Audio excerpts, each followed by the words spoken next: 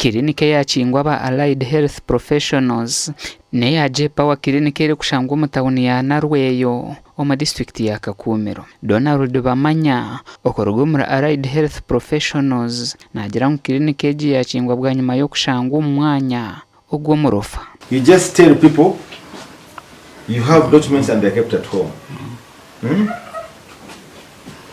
Why don't you bring them here for us to see? It is okay. It is okay. No. Not really. No, this is not the way we are going to keep doing things.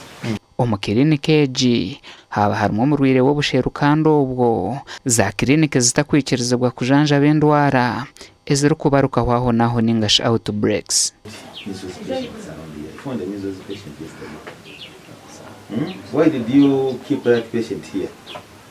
Because you know how to run away? Because I can't run. So where were you? Okorugera harabamanya mukama wa kirinike gitaine na bihandiko birukumara kumwikirizo kugira kiriniki. This business of operating a drug shop and you have a clinic behind and you are hiding just because it's NDA that gives you a license, you are a professional. As professional bodies, we shall find you there.